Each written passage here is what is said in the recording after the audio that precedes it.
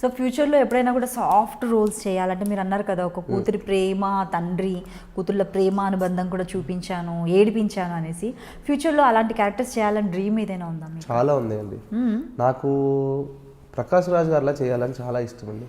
Okay, ఇటు negative అటు positive, ఒక మంచి తండ్రిలా భర్త. సూపర్. అలాంటి క్యారెక్టర్స్ ప్రకాష్ రాజ్ గారిని ఎక్కువ ఇన్వాల్వ్ అవుతూ ఉంటాను. అంటే ఆయన చేసినలా చేయను, కానీ ఆయన చేసిన క్యారెక్టర్స్ ఇలా చేస్తారు. ఏంటండి ఆయన బా తండ్రి అని ఫ్యాక్షనిస్ట్ కానీ, అంతఃపురం ప్రకాష్ రాజ్ని చూసారుగా, పరుగులో తండ్రిని చూసారుగా, ప్రకాష్ రాజ్ బా పోలికే ఉండదు అసలు. ఒక క్రేజీ ఆయనలాగా. ఆయన ఒకటి నేను ఎక్కువ ఇన్స్పిరేషన్ తీసుకుని ఆయన ఒక సత్యప్రకాష్ అండి, విలన్ సత్యప్రకాష్. సో ఆయనలా చేయాలని మనం అప్పుడప్పుడు అంటుంటారు లేండి, మనం ఇచ్చే ఎక్స్ప్రెషన్స్కి చాలా చేస్తున్నామని. చాలా మా రోజు భోజనం చేయను ఇంకా. అంటే మేబీ మీ ప్యాషన్ బాగా యాక్టింగ్ అంటే చాలా ప్యాషన్ ఉన్నట్టుంది. ఒక్కసారి మీరు అన్నట్లుగా ఒక్కసారి సీరియస్గా అండి, ఇప్పటికైనా ఒక్క సినిమా అండి 2 సీన్లు చాలు. అంటే ఎందుకు ఇంత కసిగా అంటున్నానంటే నేను చేసిన సినిమాలు బయటికి రాక అండి. నేను చేసిన సినిమాలు అండి, అంటే ఒక సినిమా చేశాను, అందులో ఒక మొత్తం సినిమా చేశాను బయటికి రావట్లేదు, అందులో ఒక క్యారెక్టర్ చేశానండి. నా క్యారెక్టర్ ఎలా ఉంటుందంటే ఒక పొగరబోతు, పీక్స్ పొగరబోతు. కార్ వచ్చి ఆగి నేను ఇంట్లోకి వచ్చినా కానీ ఇంట్లో గడప లోపల కాలు పెట్టేసరికి నాకు స్మెల్ వచ్చేస్తుంది, ఏదో చెడు జరిగింది ఇంట్లో అని.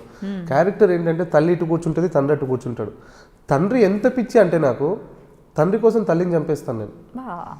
అంటే ఏంటి నాన్న అంటే అమ్మ నాన్నని అంటుంది. నాన్న రెస్పాన్స్ ఉండదు. ఏంటి నాన్న చెప్పు అంటే అమ్మ అంటూ ఉంటుంది, మీ అయ్య ఒక ముండతోని తిట్లు తిట్టించుకొని వచ్చాడు అని. ఇంత మాస్గా రగ్గడ్గా ఉంటుందండి.